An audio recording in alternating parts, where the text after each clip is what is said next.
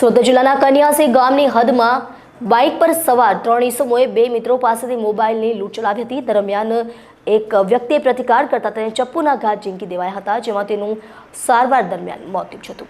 આ મામલે પોલીસે ગુનો નોંધી 3 પૈકી 2 આરોપીઓને ઝડપી પાડ્યા છે। ઝડપાયેલા આરોપીઓ અગાઉ વાહન ચોરીના ગુનામાં લાજપોર જેલમાં હતા, જેમાં 2 આરોપીઓ જામીન પર બહાર આવતા જ પોલીસે ઝડપી પાડી કાયદેસરની કાર્યવાહી હાથ ધરી છે। મળતી માહિતી મુજબ ગત 25 નવેમ્બરના રોજ આ બનાવ બન્યો હતો, જેમાં વિનોદ ગદાધર પિહાન તેના મિત્ર સાથે નોકરી પૂર્ણ કરીને ઘરે આવી રહ્યા હતા।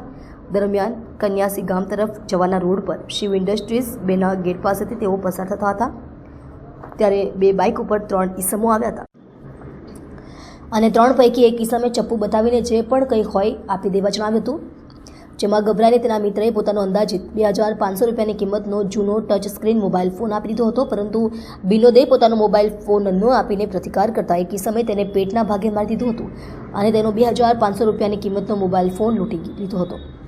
આમ બંને લોકો પાસેથી 2 મોબાઈલ ફોનની લૂંટ કરી બાઇક સવાર 3 ઈસમો ફરાર થઈ ગયા હતા, જ્યારે ઈજાગ્રસ્ત વિનોદને સારવાર અર્થે હોસ્પિટલ ખસેડવામાં આવ્યો હતો, જ્યાં તેનું સારવાર દરમિયાન મોત નીપજ્યું હતું। આ બનાવમાં કિમ પોલીસે લૂંટ વિથ મર્ડરનો ગુનો નોંધ્યો હતો અને આ બનાવમાં જિલ્લા એલસીબી પોલીસે ગોવિંદા ભજની બહેરા અને સુબલ મુરલી ગૌડા નામના 2 આરોપીઓને ઝડપી પાડ્યા છે। સુરત ગ્રામ્ય જિલ્લામાં કિમ પોલીસ સ્ટેશનની હદમાં કન્યાસી ગામ છે, ત્યાં ઇન્ડસ્ટ્રીયલ એરિયા આવેલો છે।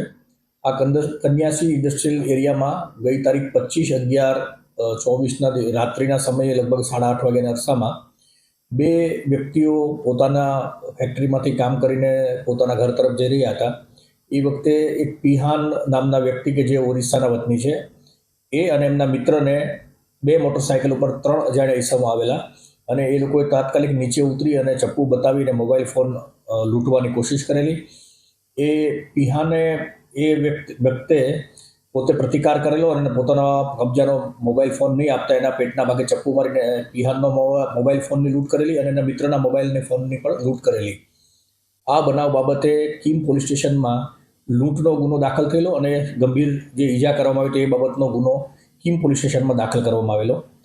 આ બનાવ પછી 2 દિવસ બાદ જે પિહાન નામના વ્યક્તિ જેમને ચપ્પુ મારી અને લૂંટ કરવામાં આવી હતી તેનું અવસાન થયેલું અને લૂંટ વિથ મર્ડરની જે સેક્શન છે એ એડ કરવામાં આવેલી।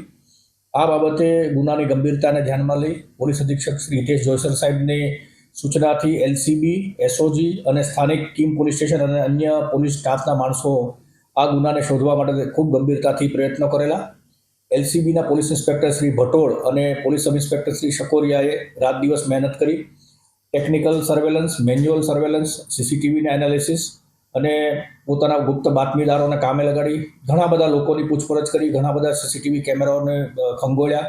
આઈસીજીએસ અને ઈ ગુજકોપ જે પોર્ટલ છે એની અંદરથી ભૂતકાળમાં પકડાયેલા ગુનેગારોની માહિતી મેળવી અને ત્યાર પછી ઝીરોઇન કરતા આ ગુનામાં કુલ 3 ઈસમો 2 મોટરસાઇકલ લઈને ગયેલા અને એમના નામ મળેલા। આ 3 ઈસમોના જે આરોપી છે એમના નામ છે ગોવિંદ ભજની બહેરા, જે 23 વર્ષની ઉંમરનો છે અને મૂળ ઓરિસ્સાનો વતની છે અને પીપોદરા ઇન્ડસ્ટ્રીયલ વિસ્તારમાં રહે છે। બીજો એક આરોપી છે સુબલ મુરલી ગૌડા, જે પણ ઓરિસ્સાના વતની છે અને પીપોદરા ઇન્ડસ્ટ્રીયલ વિસ્તારમાં રહે છે। આ 2 આરોપીઓ છે અને ત્રીજા એક આરોપી છે સંતોષ ગોપીચંદ જાતે પવાર, આ પણ પીપોદરામાં રહે છે। આ 3 ઈસમોએ આ લૂંટ વિથ મર્ડરના ગુનો આચર્યા હોવાની હકીકત મળેલી। પોલીસની તપાસમાં આરોપીની પાછળ જતા એ વખતે ધ્યાનમાં આવ્યું કે 3 આરોપીઓ સુરત શહેરની અંદર સરથાણા અને ભેસ્તાન પોલીસ સ્ટેશનના મોટરસાઇકલ ચોરીના ગુનામાં પકડાયેલા છે અને જેલમાં છે। પોલીસે આ આરોપીઓની છૂટવાની રાહ જોઈ અને એમના જામીન થતાં આ 2 આરોપીઓ ગોવિંદ ભજની બહેરા અને સુબલ મુરલી ગૌડા, આ બંને આરોપીઓને એલસીબી કચેરી ખાતે લાવી એની પૂછપરછ કરતા આ ગુનાનો એકરાર કરેલો હોય અને એની સાથે ત્રીજો ઈસમ જે વોન્ટેડ છે સંતોષ ગોપીચંદ, જે અત્યારે જેલમાં છે, આ 3 જણાએ મળી મોટરસાઇકલોની ચોરી કરી અને ચપ્પુ લઈ અને મોબાઈલ ફોનની લૂંટ કરેલી અને એ વખતે એમને ઈજા પણ કરેલી ને એમાં જે ભોગ બનનાર છે એમનું મૃત્યુ થયેલું હતું। આમ આ જે ગંભીર પ્રકારનો ગુનો છે એનો ભેદ છે એ ઉકેલવામાં આવ્યો છે। 3 પૈકીના 2 આરોપીઓની ધરપકડ કરવામાં આવી છે। આરોપી નંબર 3 જે છે એ અત્યારે જેલમાં છે। આરોપીએ જે લૂંટ કરેલા હતા એ બંને મોબાઈલ ફોન એલસીબી દ્વારા રિકવર કરવામાં આવ્યા છે। એક મોટરસાઇકલ પણ તપાસ દરમિયાન જે 2 પૈકીનું એક મોટરસાઇકલ કબજે કરવામાં આવ્યું છે। હાલમાં 2 આરોપીઓ છે એ કિમ પોલીસ સ્ટેશનને સોંપવામાં આવ્યા છે। કિમ પોલીસ સ્ટેશન દ્વારા એની તપાસ કરવામાં આવી રહી છે. અન્ય એક મોટરસાયકલ અને બનાવમાં વપરાયેલું ચપ્પુ છે એ પણ રિકવર કરવા માટેની અત્યારે પ્રયત્નો ચાલુ છે. આરોપીના રિમાન્ડ મેળવવામાં આવશે અને આગળની તપાસ કરવામાં આવશે.